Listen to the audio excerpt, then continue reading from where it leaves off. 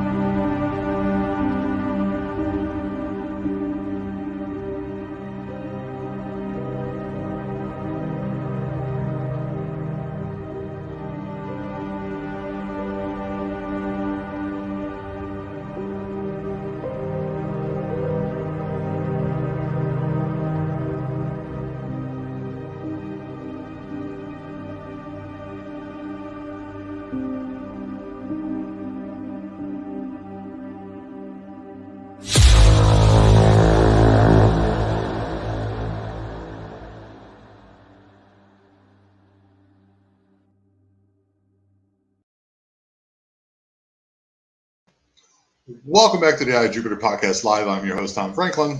And today we have on Mr. Charles Centers. We're going to get into some fairies and mind speak with, I think it was Bigfoot. There was a bunch he sent me a ton of stuff and I was like, hey, I've been looking for someone to come on and talk about fairies for quite a while now. So I'm really excited to see this. I'm glad you all are here. Pam, I'm sure Magical Journey is going to be on here. Maybe Pixie. We're going to have all the crew involved. Maybe some new watchers, some new listeners. I'm very excited. Like once again, every week, Wednesday at 7 p.m. Eastern time, I'll make sure to bring you the best quality entertainment as well as experiences and guests that I possibly can. Next week, we're going to have on Neil Ballas, and we're going to talk about Project Looking Glass and the Book of Enoch and remote viewing and governmental projects. And then after that, I'm going to have on the week after that, that would be, I think, June the 5th, we're going to have on Harley Owens, and he sent me a bone-chilling picture that we will present on the live. Please check that out. He had a dogman encounter, and he showed me a picture. And I got to be honest with you guys, I almost had to go get a new pair of shorts. But anyway, this week's guest, let's welcome him to the Eye of Jupiter podcast, Mr. Charles Centers. Hello, everybody. Thanks for having me on, Tom. Thanks for all the audience. And I'm 56 years old. I grew up in southeastern Kentucky. And so you already know there's a lot of paranormal stuff that happens down that way. And then, of course, in all of Kentucky, but really in southeastern Kentucky. Okay. But basically, one of the things that we're going to talk about tonight are the Fae or the fairies. And, of course, a lot of people are always saying that fairies are always evil, but that's not necessarily true.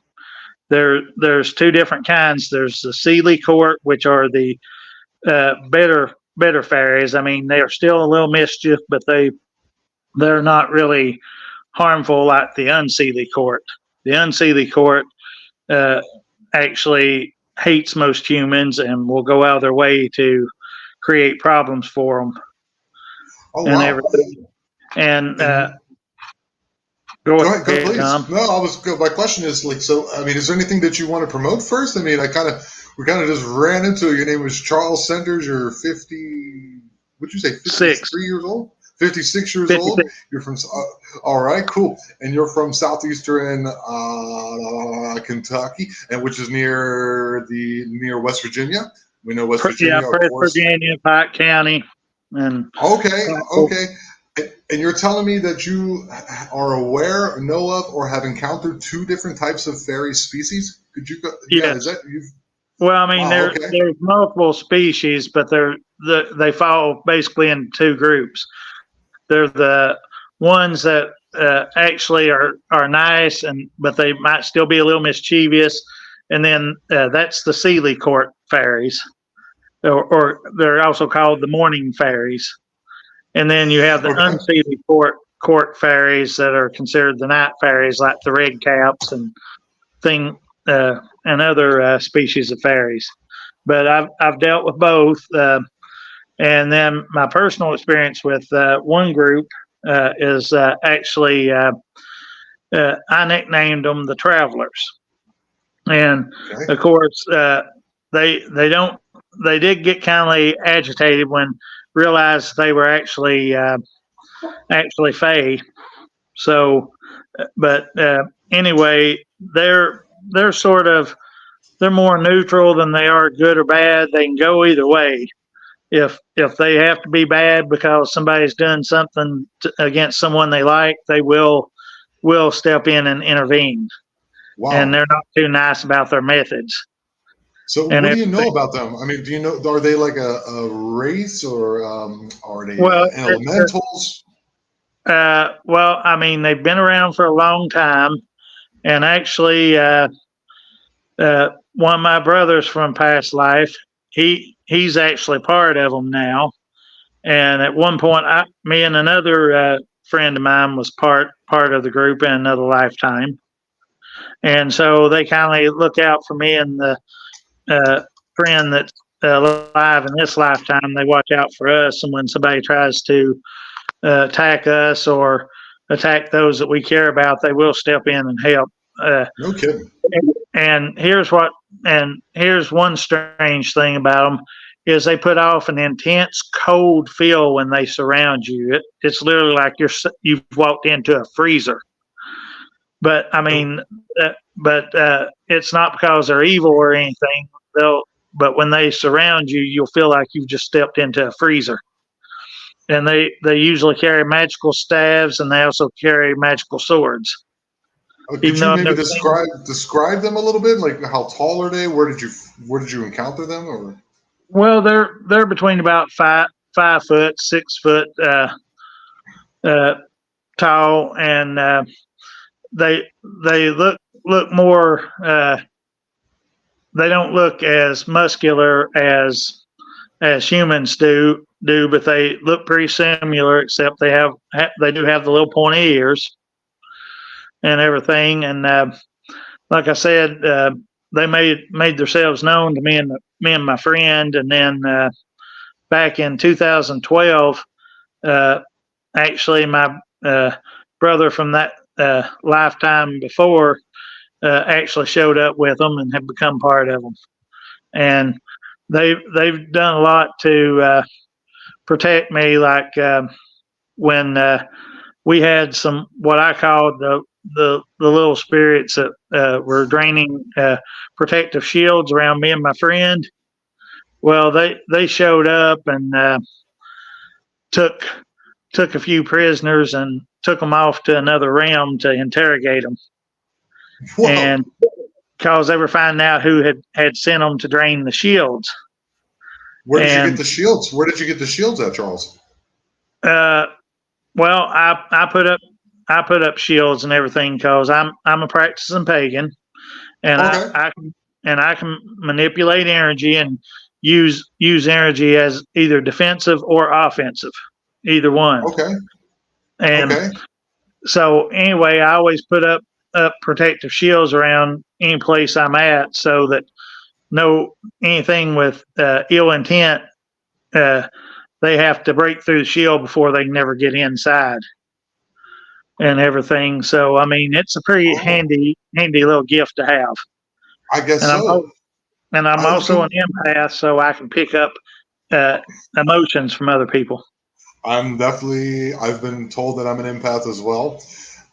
So paganism, like, how did you? Where did you? And why did you get into that? I mean, could you maybe explain what it is and what you do or practice while being a pagan? Okay, well, paganism is actually that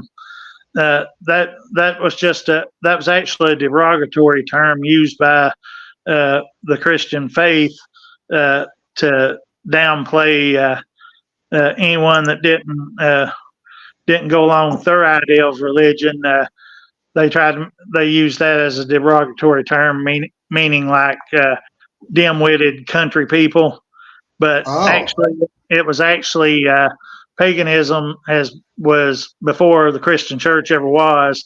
And what a lot of people don't know about the Christian church, all the major cathedrals in Europe and everything are yeah. built on pagan holy sites intentionally, Wow. so that if the pagans wanted to come to their holy site, they would have to come to church.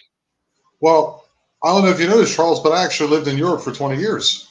Yeah, So okay, because like for example, I lived close, maybe I don't know, 15 minutes from a place called Odenwald, which is the forest of Odin.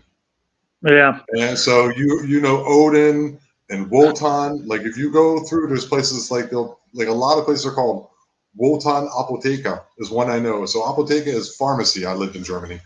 So it's yeah. the Wotan pharmacy. So like pagans are more there. It's a polytheistic belief, correct? Well, if you really, really go back, uh, even though we do have multiple gods and goddesses now, they originally it started out as the unknowable divine, just Okay. like just like in Christianity. But then the unknowable divine split into the god and the goddess, and then the god and the goddesses split into the other deities. And Okay. even if you go back in the uh, Bible and everything, you find references where supposedly God admits they are other gods, because look at True.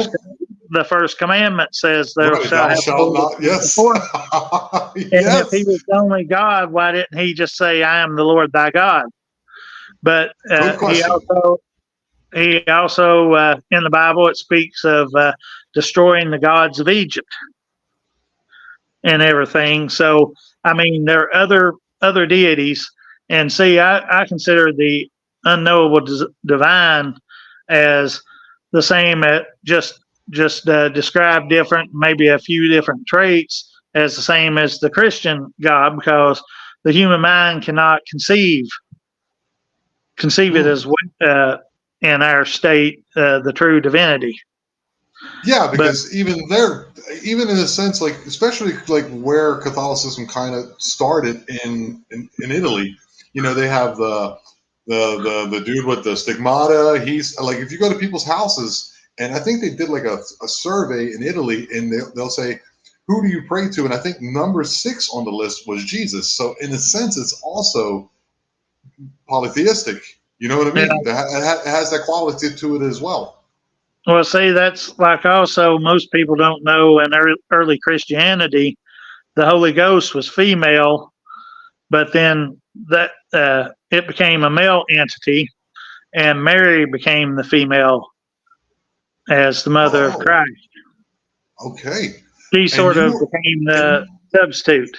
and what drew you to this path in your life? What made you say, I like this better? Or was it like some type of event that happened, a calling, or just like, it just made sense? Well, see, I've studied several different religions around the world, like Buddhism, Christianity.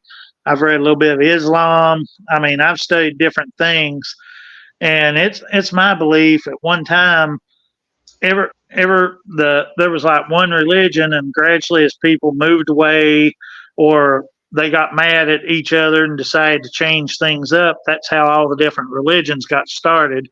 Because I mean, like in Islam, Abraham is recognized in both religions Yep. and everything, and It's just the but switching of the sons. I think I can't. I don't know the Bible well enough to, but the sacrifice of the children. It was 2 boys, and in Islam, it's the other boy. I can't yeah. remember the names. Yeah. Well, I know one was Esau when he was going to have Abraham told Abraham to sacrifice him, and then at the last second he provided a ram to be Right. sacrificed for his son. Right. So, and you chose paganism because you found it to be the closest to like the beginning of these beliefs, or Well, see, actually, I had always, because I went to the Church of Christ up until I was like around 8 years old or so, and I mean, some of the stuff I uh, I was actually in tune with, but then I finally discovered I started reading on paganism, and I was like, that's more closely to what I believe. And then, of course, I used to always tell my mom, like when I was a teenager, I was like, I really want to go celebrate Halloween with the Druids, and did not know why. druids? Yeah, because up until Dude, that point, those yeah, are interesting people, the druids. yeah, I mean, for people who don't know, like, it's very interesting. I'm not, like I said, I'm not shitting on anyone's beliefs. Believe what you want. I have my own beliefs as well. But if you don't know, the 24th to the 25th is is supposedly the birth of Christ. But from the 21st to the 24th, there's a 3-day period in which the sun seems to rise on the same part in the sky, and then after the third day, it moves forward. It actually moves the spot, yeah, so it's like the cycle then starts again, which was a pagan belief, which was a pagan thing, and the Christmas tree, the Tannenbaum. If you read into that, it was like they'd actually take a tree out of the forest because it was green to symbolize the rebirth of the next year, because they always thought that the yes. world was going to kind of end. So yeah, I've always found it to be extremely interesting as well, honestly. Well, see. Also, even the Christian Church's own historical theologians say there is no way that Christ was born on December 25th, because that was not tax time over there where he was born at the time. It was more like around the last part of August or in September, or maybe even early October. Oh But they yeah, didn't have anything to counter the Yule in paganism. So the church decided, oh, we're going to make December the 25th yep, Christ's birthday, because that's 3 days after Yule. yep. The Yuletide. Yep, exactly. And see, a lot of the holidays the Christians practice was actually pagan holidays that they just modified to their belief system. Yep. April's Fool Day, isn't it? Isn't it the New Year's in pagan religion? Yep. Uh, See? and then that's just like also they one thing that they actually, like I said, they built most of their massive cathedrals on pagan holy sites so they could get pagans into the church. And then, of Hmm. course, the ones that refused to give up, they actually they tortured them until they either died or converted. Yep. They did the same thing with the And witches. They said the same thing here with the Mayans and the Aztecs. They're it's just a different flavor. You know, they do really uh, bad stuff too. They have and continue in a lot of parts of the world too as well. So let's be honest. You yeah, I know, mean, there's good and bad people, no matter what religion, no matter what true. culture. You got the good and the bad, but of course, you've always got one side going, those where they're evil because they believe in their doctrine and everything. That's just like even the story of Noah uh, was taken from the Epic of Gilgamesh from Sumer, Gilgamesh. Sumer, Right. down uh, like down Iraq and Iran and all that. That Hmm. caused Gilgamesh and his family was saved from a flood, and then Yeah, next thing but it's Noah. in So I mean, but it's Charles, interesting. But it's in then when my every mom, it's in go ahead. every religion found around the world. I don't care if you go in the deepest, darkest parts of the Amazon rainforest or the deepest, darkest parts of Siberia, and you run across some Flood story. undiscovered like tribe. They all have some story of a great flood. Every single one of them. Not just Yeah. Gilgamesh, not just the Bible, not just the pagans. Every single one of them. Oh yeah, because and of course they finally started admitting that now they're saying, well, it wasn't a global flood that happened all at once, where everything was submerged, but each culture had a flood of their own Yeah, and yeah. everything. So If you follow Randall Carlson's work, he was talking about the comet impact at the end of the Younger Dryas, and how like so much the water that came off the North American ice sheet was like every river in the world times 10 or something at one time. So I don't see why it wouldn't be seen as that. You know, like because we also know at the end of the ice age that the ocean levels were actually lower, much lower, and maybe they came up all at once, and all the coastal cities got flooded. I mean, just to give it a different angle, you know, you also yeah, have the Noah story and all that, but it's in every tale of every people on in every part of the world. So it's well, very very well, interesting. see, for the longest time, the scientists were all saying, "Oh, there wasn't any people in the Americas until the last ice age when they crossed the land bridge about 10 to 15,000 years ago." And here just the other day, I don't know. or yesterday, I saw on the internet they found a footprint 23,000 years old down in Mexico. Yes, I seen that. I remember seeing that article. Yes, that's true. And if you ask the And then, people here, you ask the people, the Mayans here, my girlfriend is Mayan and her family's Mayan. I know a lot of Mayans. They're like, no, we were created a lot longer ago than that. And you go through all the LIDAR data that they're going through Guatemala and all the cities and things. This might be the old world.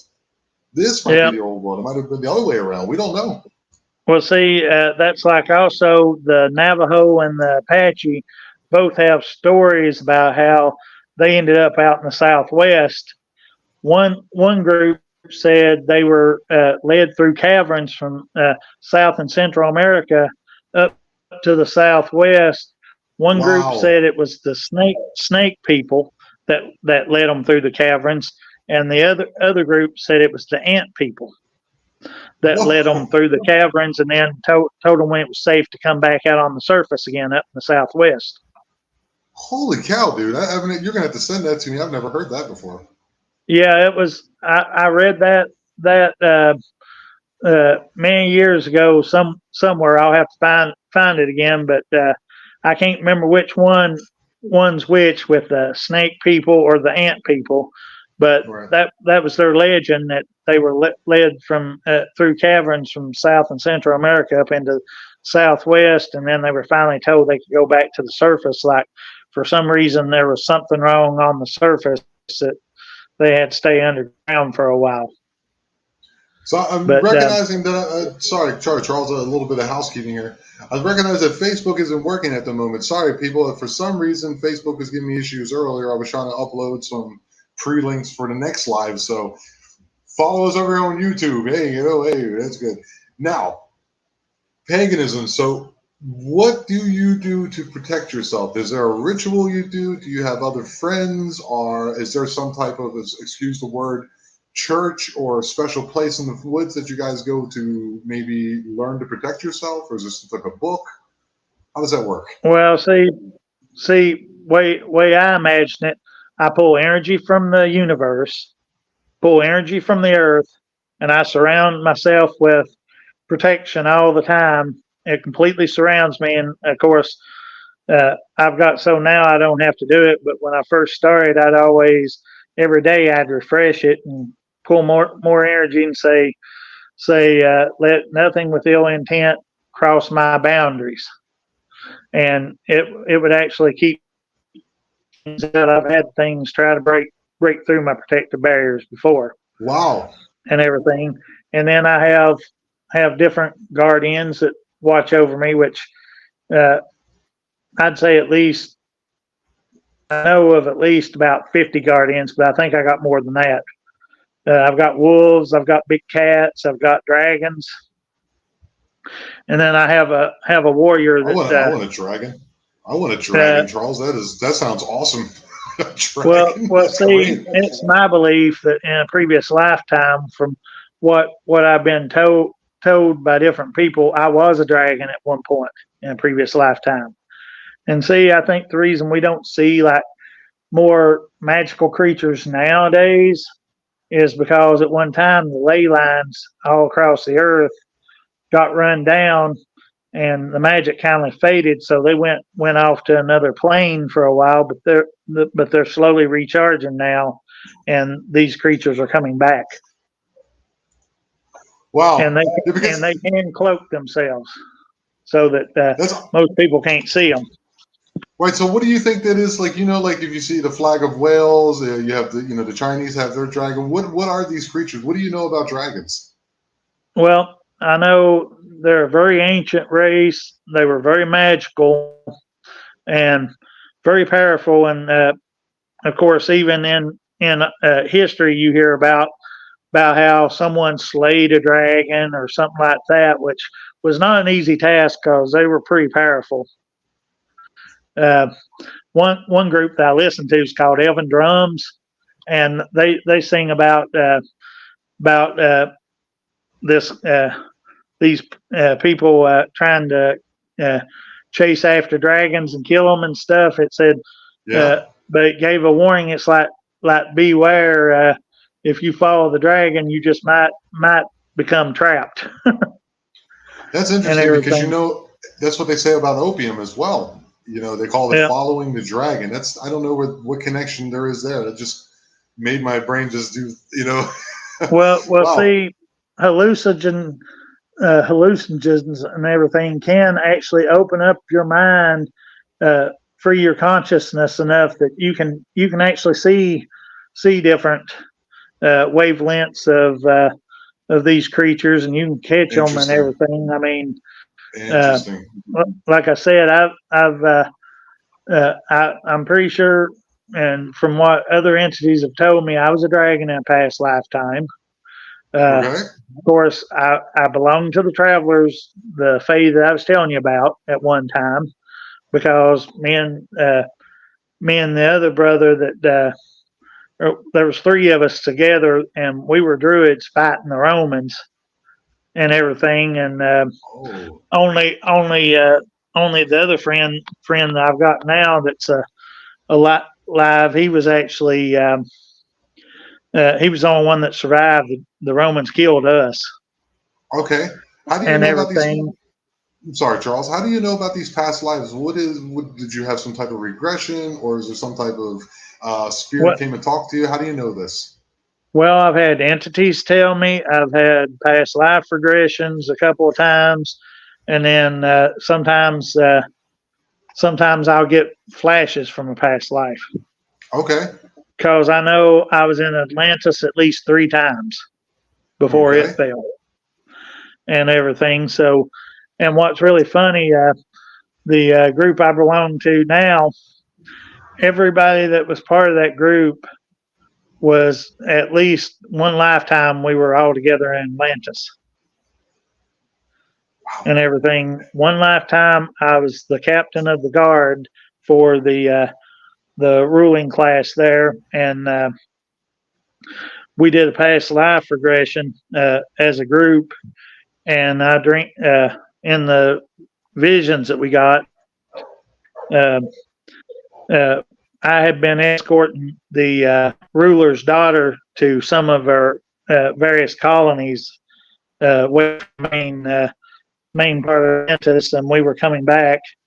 And then when we got back, we had a meeting with the ruler and everything. And of course, there was 12 or there were 12 guards for the ruling class, and we were in this long hallway, and we each had our own little throne. But then there was 3 thrones at the head of the hallway that was for the ruler, his wife, and his daughter. And of course, not only did we have uh, swords that were magical, we also had staves during that time. And one thing that stood out was next to each throne for the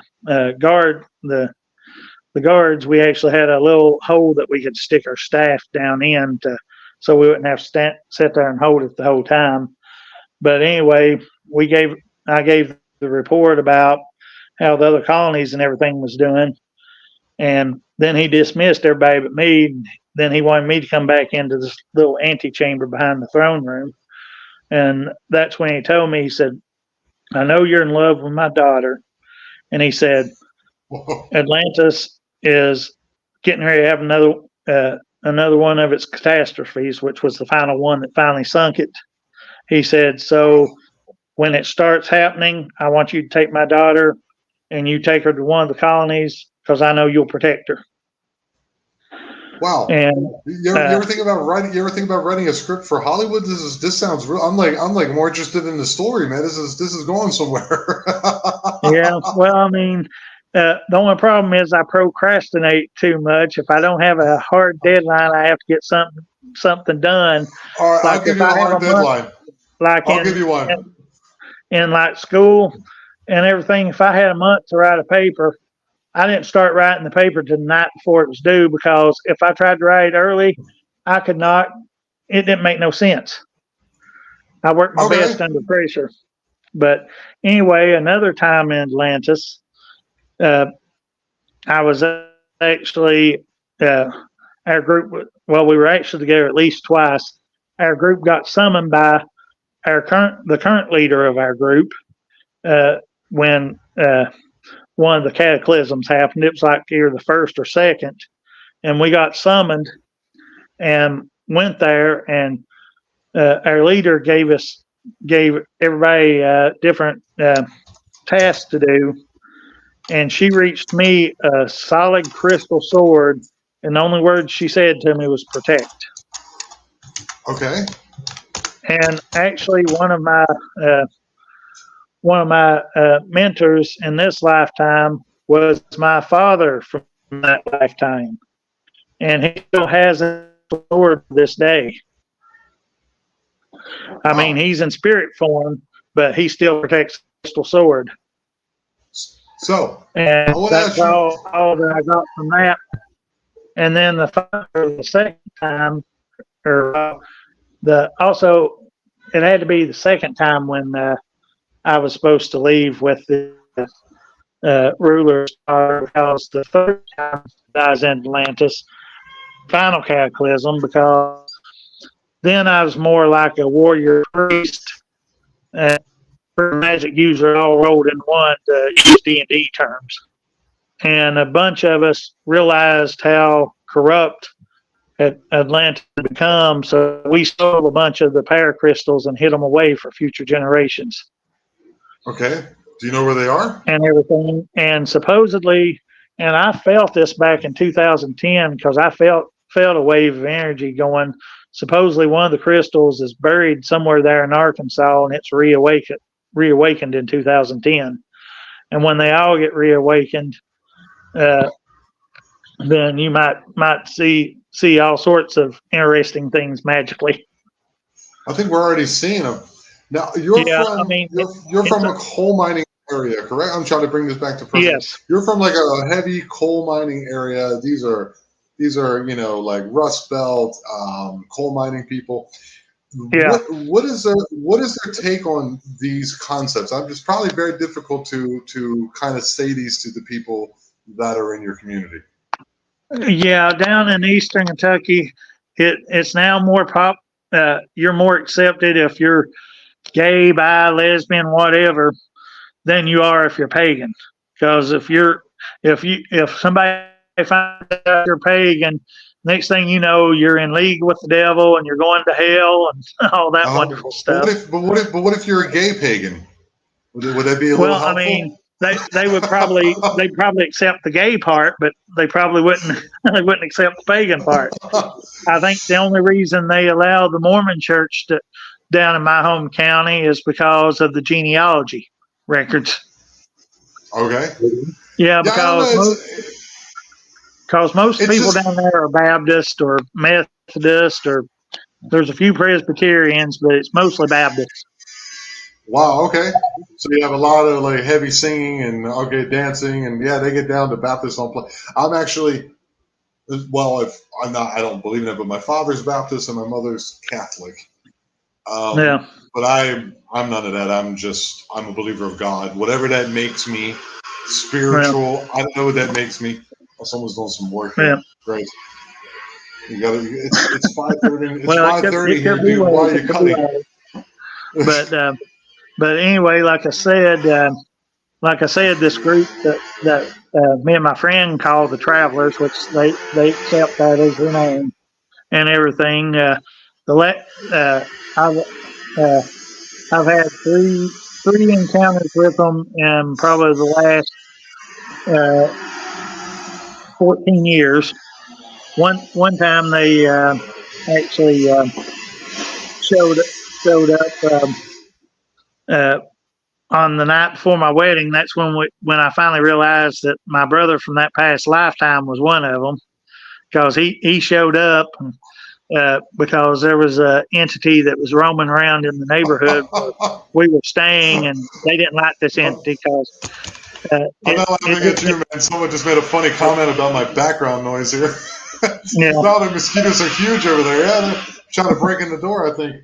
Yeah. But he ended up he was he showed himself, and eventually they stayed around the house to just make sure this creature didn't come around. But I eventually managed to track it back where it was at, and then later on like a day later, we passed by where it was hiding. I was like, "Yeah, I know you're over there. I tracked you back.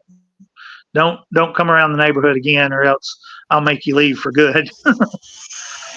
But sorry, guys, it's not my fault. Sorry, yeah, it's I not know my you fault. can't I have to be. help all that. I But can't help it. Yeah, dude. Wow. Yeah. and then of course I was living down in Letcher County for a little while, and these two entities showed up and tried to claim they were part of the Travelers, and they claimed they couldn't find my friend that was the other brother from past life, and that told me right there that they were not who they were saying they were. Okay. So I told my then girlfriend, who was just getting into her powers and stuff. She didn't she could do a little stuff, but she was still kind of weak. And I told her, I said, these things aren't what they're saying they are. And she's like, okay. She's like, since I know you can open portals, she's like, you open a portal and you tell me where it's at. And you can open I'm portals. going Hold on. We're not just going to glaze over that, Charles. You can open portals. Please yes, explain. I've opened portals before. What is a portal? A portal just is a connection. It's like a wormhole to another plane of existence. No kidding. See, you can open those. Yes, I've opened them before. Well, okay, even if you're just doing if you're doing the Ouija board, which a lot of people think that's a game, you can open a portal with that. You will not have me playing with a Ouija board in this lifetime, and it's not happening, Charles. Well, some distant cousins of mine, they had one when we was little, but we never did really play with it much. For some reason, we just never did get interested in it. But back several years ago, a friend of mine, the girl he was dating at the time, she invited some friends over to their house, and I was over there visiting, and she was trying to get him to do Ouija with them. And of course, he can do it and open portals and stuff, but he doesn't like to do it. And then she started in on me. She's like, I know you can do it. And I was like, finally, she kept on to me. I was like, all right, we'll do a little bit. And then she got mad because nothing wanted to talk to her. And then she started trying to demand that stuff talk to her. And the only response we got was no. And then I asked, I said, well, is there anybody here that you'd like to speak to? And it spelled out a nickname of my friend. And his girlfriend and her friends had no idea that was his nickname. It spelled out the word Satan. And I turned to David. I said, David, somebody wants to talk to you on this thing over here. And it was a spirit that he'd met years before. It wasn't exactly a nice spirit. Your friend's nickname is Satan? Yeah, he got that nickname when he was younger because if he had bad temper, and if you got on the wrong side of him, they thought Satan come out of him. Holy crap, dude! Make sure I don't make your friend angry. I'm sorry, Satan. I didn't mean to upset you. Yeah, just don't give him a beer. He can drink whiskey, and he's fine. but you give him a beer and he's wanting to fight. Yeah, there's those type of people. Yes, I've met a And few. see, I can have a temper. It's gotten a little cooler over the years, but Yes. everybody would always go when they'd see me drinking and they knew I had a temper. They're like, "Don't that make you meaner?" I was like, "No." I said, "It calms me down."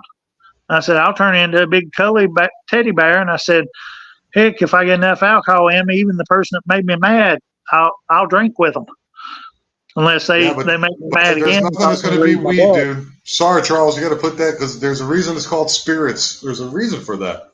There's a reason for it because Yeah, something can enter you. It lowers your vibration to put something in you. But yeah, if you smoke weed, from my experiences, it raises your vibration. And there's yeah. normally no fighting a bunch of stoner guys. So just stay away from those. No. Don't drink so much, buddy. Oh, Sorry. I used to be real bad. I mean, at one point I could drink a fifth by myself, and it might buzz me, and then sometimes it would. Of course, that was all the way back in my 20s. I can't do that anymore. Oh, like I had And my of course, I first like weed a lot. hangover. I think it was last Yeah. weekend. I had my first hangover for the first time in 10 years. But I have a new girlfriend, and she tricks me. Yeah. Well, I mean, I don't. Like I said, about the time I hit 25, I started getting hangovers from that drinking. So then Oh I yeah, kind of lost weed after that, because you yeah. don't have no hangovers from weed. You might get a little hungry, but You that's about it. can. You can. I mean, the next morning I can be a little hazy. I notice I'm not as sharp as I normally am. There's a hangover. Don't get it twisted. Well, I Everyone's a mean, it's little not different. nearly as severe as the alcohol No, hangover, though. no. I was Well, on I a told you Mexican that. bus. I was on a bus because I had to leave my car downtown. So I was on a Mexican bus with a hangover with no air conditioning, bouncing around on Oh a bus Lord. in Mexico. And my girlfriend was laughing because she knew I was uncomfortable. Yeah. The worst hangover I ever had was when I was only 16 when we went on the senior trip. It took me an Okay. entire month to get over that hangover. I felt bad for an Wow. entire month. I had one that lasted for a week, so I know that's why that's the last time I had one 10 years ago. So, all Now, right, man, let's get back to the fairies and elves. So you go into the forest by yourself. How does this go? How did this happen that you run into these fairies? well, actually, the travelers just showed up that uh, out of the blue, because they were sensing danger, and they just showed up and uh, told us, "Don't worry, we're here to help you," and everything. And of course, getting back to the story about me and the girlfriend, when those two The that far showed up yes. that was acting like they were the travelers, when they didn't know where my friend was and was wanting to know where he was at because they couldn't find him, I knew immediately that they wasn't what they were saying they were, because Right. they They're always right. ask where they're at. So Right. anyway, Asking when I told her suspicious. when I told her what was going on, she's like, "Okay, you open the portal." She's like, "I'm gonna throw out an energy bubble, and then we'll you just tell me where the portal is, and I'll move the energy bubble to the portal." So Wow. she threw out the energy bubble, completely surrounding the house, and they started laughing when we confronted them and told them we knew they wasn't who they were saying they were. They started laughing. They're like, "Well, what good's that energy bubble going to do outside the house? We're already inside." And about that time, she contracted it around them. And then they were trying to break out of it, and they're going, "But you can't do this to us." And she's like, "I am." You And guys are like interdimensional pagan X-Men or something. All right, man, I got you. Out there in the woods but fighting the good battle. anyway, I got you. she asked me where the portal was. I said, "I put it just outside the house." And when she pushed her energy bubble through the wall, of course, where her energy bubble wasn't as stable as it got as she got older, it popped, but it was too Wow. late. They were already right there by the vortex of the portal, and it yanked them into that vortex.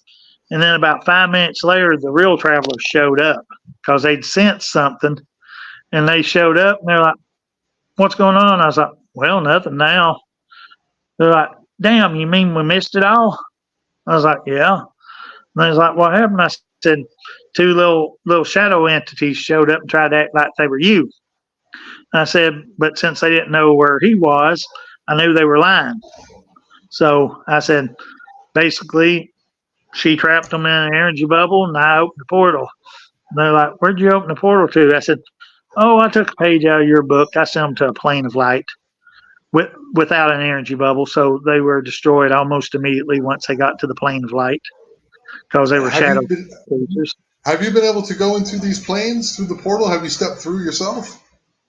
I've been astral. I haven't opened any portals and walked through to other planes though. Astral. What do you mean by astral? Well, the astral plane, that's the closest one to the earth plane, which is our plane. Yes. Here, the physical plane, it's the very next level up. Most people can, even the first time, if they try to go to the astral, they can get to the astral unless they're just really, really uh, don't have any power at all. But see, everybody's got gifts. They've just never used them or whatever. I mean, like you said, you've been told you're an empath and everything, Yes. which sometimes I think that's more of a curse than it is a blessing, especially when you get into a big crowd with a lot of negativity going on. Oh man. Oh, dude, Because you just made me even with my feel something. projected bubbles, if the crowd is too big, he'll still seep in enough that I'll What start about if picking you up other use people's emotions. Charles? What if you use love, like just pure love? Like if you just exude pure love from the bottom of your heels to the arches of your feet, all the way to the top of your head, exploding into space and all around you. What happens then if you're true love? Well, that'll keep negative entities away too. But see, I can I can do that. But most of the time, like I said, I'll pull energy from the universe and from the earth, and just surround myself with. And see, a lot of people when they create energy bubbles, they create rigid bubbles, which Okay, to me, you might as well not even have those because anybody with any power can just smash those all to pieces real quick so it because makes they're them so brittle. rigid. All right. But my energy bubble is fluid; it's constantly changing. And I have when I've had things attacking me before, I have actually made like a false little entry point, like they think they're going to be able to get into me, Uh and huh. I'll let them get inside so far, and then I just close up behind them and So you're deal with them. making like trap doors in your energy bubble. Yeah. So if anything, yeah, I trap them and I take care of them. That's Sometimes I just cool, send them man. away, and other times I keep them there for just a few days to mess with them, and then I'll open a way for them back out. And I'm like, now let that be a lesson to you. Don't come around here with bad intentions, because if you do, I'm going to take care of you. So, what is your connection to the pagan? What you said is a negative connotation on it. What is your connection to? I don't know if that's the correct word. God. How does it? How does the entity or the entities speak with you? Like, is it like just intuition, empathy, or they come Well, in dreams, sometimes the they will astral plane? channel. Sometimes they will channel. Sometimes they'll actually appear and talk. Like one time, I had an incident. Uh, Me and the friend that was a brother from past life, both our relationships died at the same time, and we couldn't figure out why. I was driving to Walmart one day, and I got thinking back, and I got mad. I said, and I just put it out to the universe. I said, if someone is causing this, I said they better pray to their deities, and their deities better get out of the way because I'll try to go through their deities to get to them. And then suddenly, not a cloud in the sky, sunny as could be, it started raining. And different portals started opening up, and these different deities started popping their heads out looking at me. And Wow. I'm like, well, either I've made them, they're either really mad and they're upset, or they're upset because I'm upset. But I mean, there was not a cloud in the sky and it was raining. and all these different. I saw like probably 10 different portals open up, and different deities pop their head out and looking at me like, okay, he's mad and everything. Which, So go ahead. yeah, and I'm sorry. I'm so fascinated by your stories. You're definitely gonna have to come back on because there's so many ways we can go. Could you? Yeah. I want to know. Would you consider yourself a druid, or is that just like a class of people in Europe before the Well, Christians, or see, what do you consider yourself? I know I was a druid in past lives, at least one past life, and actually some entities wanted to talk to me. One of my friends that used to come to metaphysical show there in Lexington, she came up to me at at the table because I was helping with the festival, and she's like, "When you get a chance, come over. Some entities want to speak to you through me." And when I get over there, they're telling me about I've got a really old soul, and so I kept pressing them. I was like, "Well, how old?"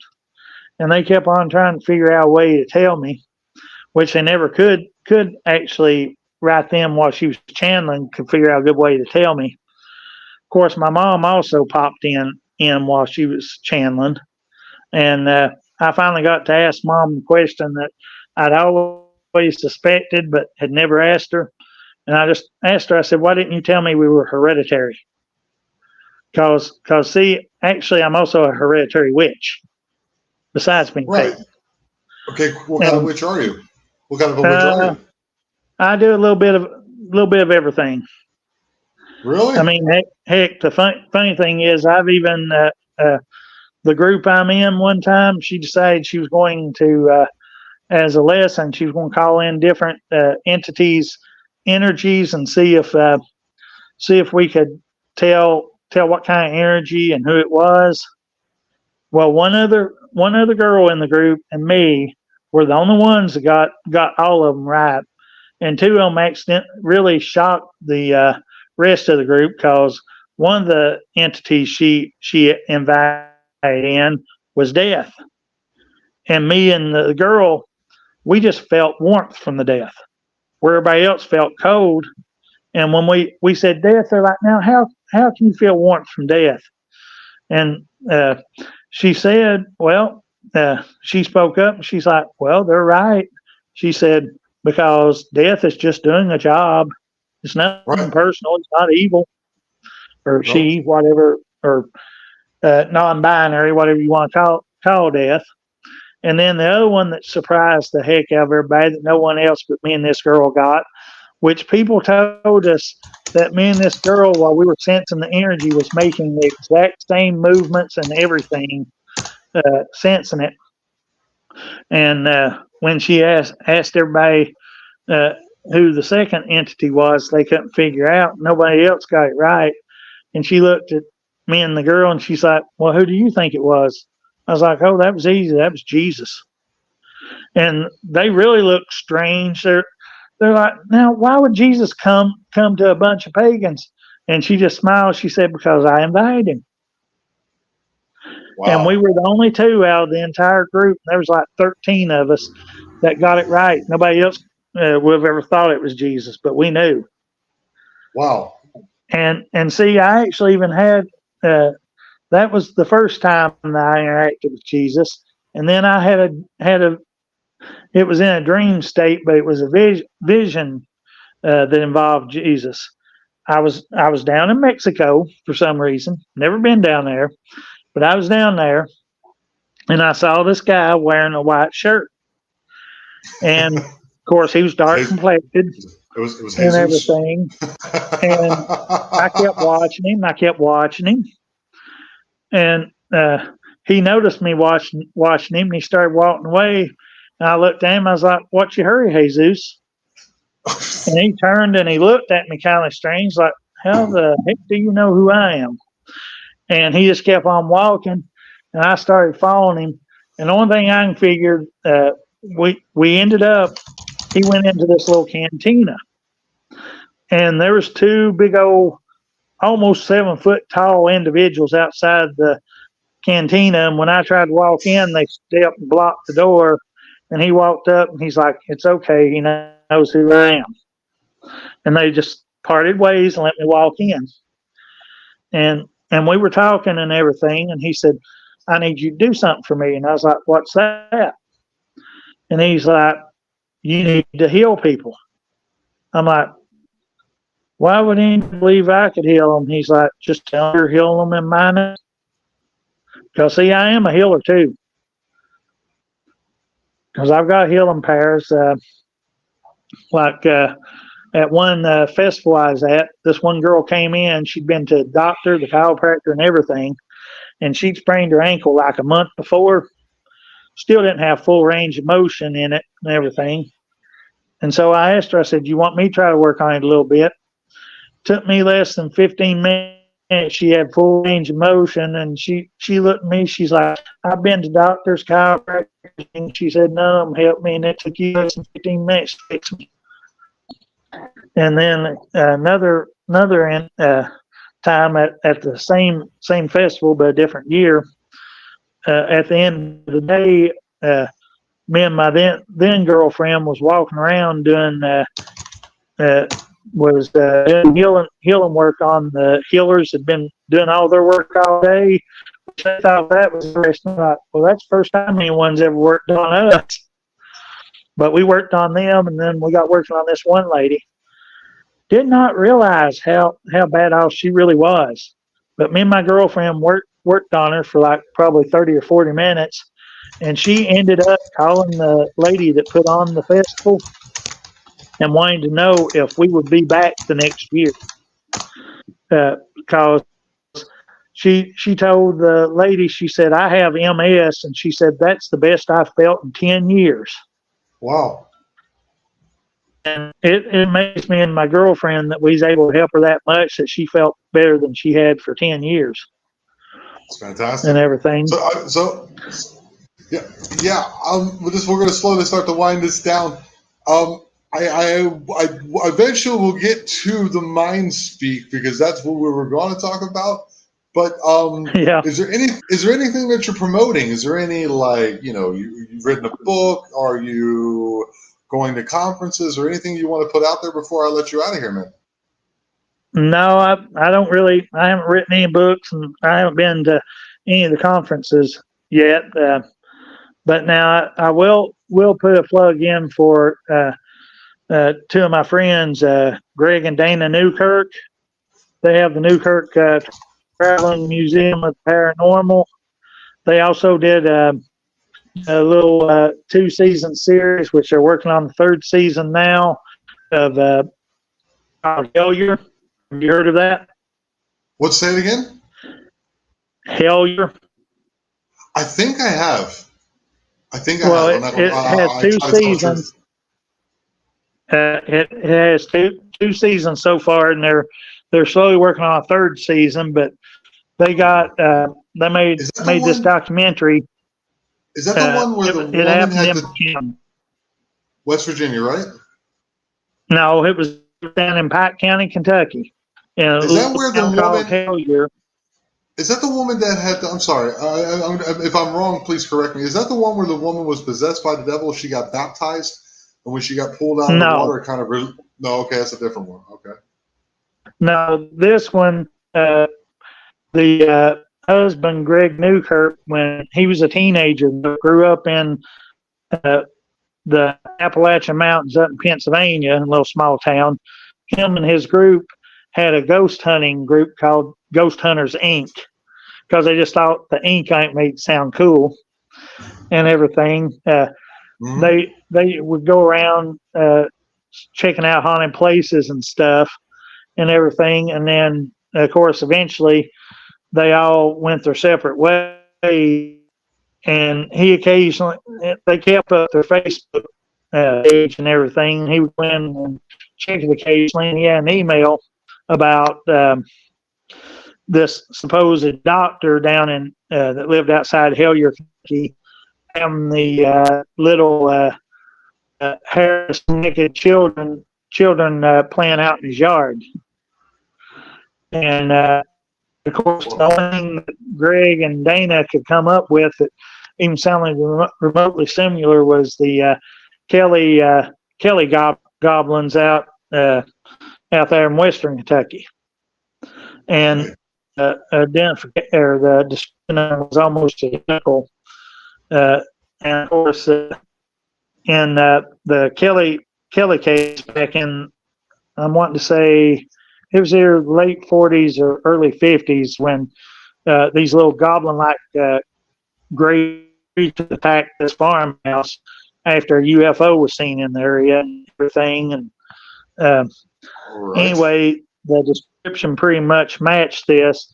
But when they got into it, they lost contact with the doctor, and then this other guy started sending them cryptic emails and giving them hints and stuff. And it ended up, it involved not only those, which they never did find any, they never did see any of those, but they had some evidence of something weird going on. Okay. But it also connected the Mothman, Ingrid Cold, Okay. the Brown Mountain Lights, all that. So they're going to put out a third. So they're going to be putting out a third season of this. Yeah, they've been working on it for a while, but they've got 2 seasons, and they also made another documentary called "The Unbinding," where they repatriated a crone statue, which they found out was actually a deity from, I think, somewhere over there around Croatia or whatever. These 2 guys found this little effigy back in a little cave when they were in the Catskill Mountains, and then one of them, like an idiot, brought it home, and things started happening, and they contacted Greg and them. They sent that to them because they didn't want no part of it. Right. And then they finally repatriated it back to the Catskills, back to they didn't know which cave it came from or whatever, but they went and did a ritual and repatriated it and put it to rest and everything, called Unbinding. These people are like most of Tex and the Blonde Booze and Barton and Josh Turner, PRT. They believe all these different cryptids are all connected together. At first, they like I said, both him and his wife, she had a ghost hunting group up in Canada and was actually on TV before they ever met up, called the Girly Ghost Hunters, where they were checking hunting places. And then they got talking over the internet, and the boys kind of chickened out when the girls come down from Canada to meet them. They chickened out and used the lame excuse all their grandmothers died at the same time and everything. But they ended up, they kind of had a little bit of feud for a while. Okay. And then when he was getting ready to move to Seattle from Pennsylvania, because he was going to move there with his girlfriend, which she was a Mormon, and when he got there, she started telling all these different demands he was going to have to change and everything. So that was the end of them. And by that time, right before he moved out there, him and one of his buddies went to Canada to find them because they lost contact with them because they blocked each other, but they knew what town they lived in and where some of them were. They went around all these different places and finally ran into them and reconnected. And then they went on a ghost hunt while they were up there. And then next thing you know, they finally ended up together and got married. Wow. And what's really funny about Greg, he was supposed to have followed a long line of Baptist ministers in his family. But now he is. I think that's just I'm sorry, but I hate to cut you off, dude, because you're on a roll. But that's a great way to end it. The 2 people that go different directions at the end come up and get married, doing something that they enjoy doing. Charles, I enjoyed this. I enjoyed this interview. Thank you so much, man, for coming on the show. And I'll have you back on again soon, dude. I appreciate it. Yeah, maybe we'll get to the mind speak this time. We'll get to the mind speak next time. We went into paganism quite a bit. And you had a lot of You had a lot of things to say about it and a lot of interesting insight that it's just kind of the way the show goes sometimes. You go there and I'm like, ooh, I'll go there with you. And we just start rolling, Well, man. see, Thank you so much. I also have ghost stories and UFOs too. All right, we'll do that next time around, man. Thanks for coming on the Okay. show, brother. All right, buddy. Good night. All right. So that was Mr. Charles Centers. He has a lot of information, don't he? I mean, I was over here going, it's a little difficult to follow because I think he just has so much. You're trying to, um, I have a lot in my head too. All the travels and all the things I've done and experienced in my life. And if you're in contact with entities and you can do portals and you can, your friends can make energy bubbles, you can make trapdoors in the energy bubbles, and you know about the druids and the wotans, and there's a lot in there. You know what I mean? And there's also a lot in the Eye of Jupiter. I want to thank everybody for coming on tonight. All the Freaky Geek and Fisher of Spam and Pamela, of course, love you, baby, and all the people who keep coming back and watching the show. And if you keep finding yourself coming back and watching the show, do me a favor, hit the like and subscribe button, all that good stuff, and I'll keep putting out quality content. So every Wednesday, you guys get a live show. You never know who I'm going to have on. It's always going to be fun. You never know what we're going to talk about. It's always interesting and never boring. Saturdays, I try to get out. Oh, and I will. I'm still trying to figure out the time. I do it 6 a.m. this time, so that's 8 a.m. East Coast time. A regular podcast, and of course, there's a members section on YouTube that you guys can get an extra early, an extra episode a week or two early, and you get to see, what's coming up, and then you get to see it again, and then you get another extra one. So you're kind of like an episode ahead, or it is an episode that I find to be very interesting that I want you guys to look at. And of course, you get a personal background, and you get the stickers and all that kind of stuff. And once again, I love each and every one of you very much, and thank you for watching and listening and enjoying the Eye of Jupiter. And remember, we are the Eye, and we are aware. Love you guys. Later.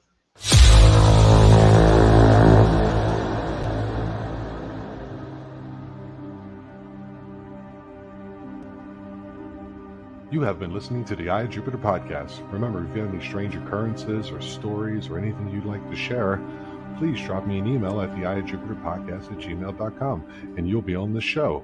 And remember, we are the Eye and we are aware. Thank you.